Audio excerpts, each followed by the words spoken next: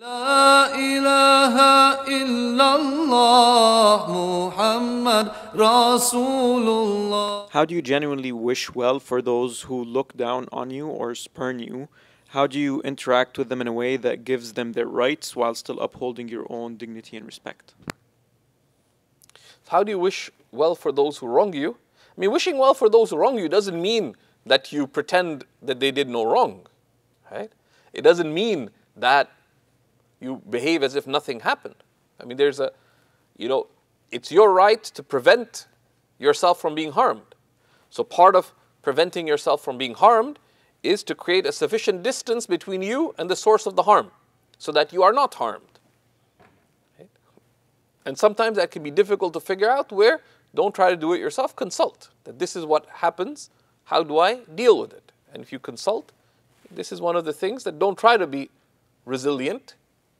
Right? Embrace consulting. Consult those learned, consult those experienced, consult friends. Right? Don't try to figure it out yourself. The part of it is to see that it's all from Allah. Right? It's all from Allah. This is Allah's creating. And it's all a test. And in many ways, and the test is not only in the things that you don't like, the test in the things that you do like is greater. إِنَّمَا أَمْوَالُكُمْ وَأَوْلَادُكُمْ فِتْنَةٌ. Your wealth and your children, your family, they're a test. And you're more likely to fail in the test of the good than you are in the test of the bad. Because in the bad you turn to Allah. What else is there to do? But the tests of the good things, it's rare that in the good things people will turn to Allah through them. Ibn Arabi was his wife was a righteous woman, and he said that one day she remarked that أبت البشرية أن تتوجه إلى الله إلا عند الشدائد. That most human beings refuse to turn to God except in distress. Okay? Because distress is really blessing, because what else is there to do? But when things are good, most people run away from God. Right? So in those difficult situations, the thing is, the adab with testing situations, to see it from Allah. And then see what response will be pleasing to Allah. And pursue it. It's nothing personal. Right? You're a servant of Allah. What do you have to do? In the good, serve Allah. How? By gratitude. In the bad, how do you serve Allah? By not responding to the bad with bad, but respond to the bad with good. That which is just, and if you can, that which is virtuous. Right? So it's nothing personal. It's nothing personal. Right? And see the opportunity in that. That when someone is being bad to you, this is an opportunity. Okay? It's an opportunity. Why? It's an opportunity not in that relationship, because you have a higher concern, which is to seek the pleasure of Allah. So if you see the opportunity in that test, right, then that test is not a difficulty, it's an opportunity. Which is why Ibn Ata'illah says, إِذَا رَأَيْتَ الْعَطَاءَ فِي الْمَنْعِ صَارَ الْمَنْعُ عَيْنَ الْعَطَاءِ. If you see Allah's giving in the things that He withholds from you, then His withholding becomes from giving itself.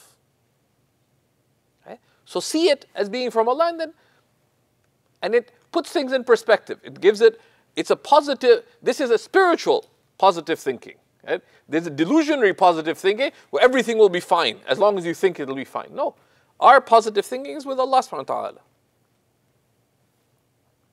Right?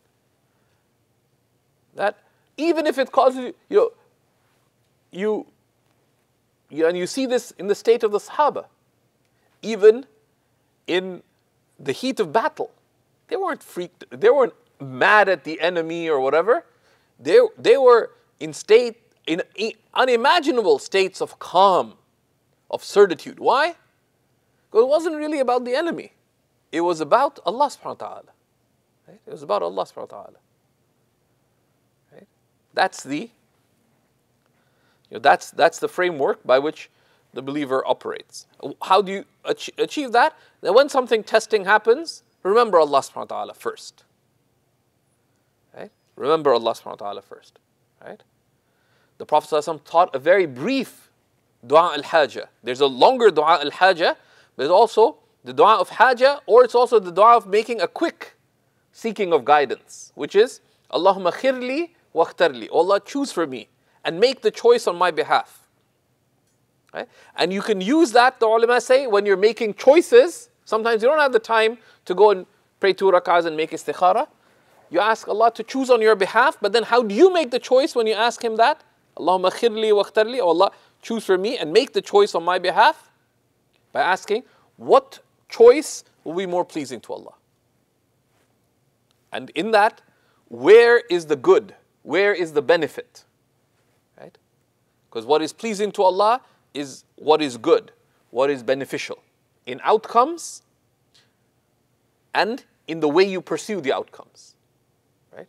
So is wrongdoing pleasing to Allah? No. So if someone's wronging you, it doesn't mean that you accept the wrong.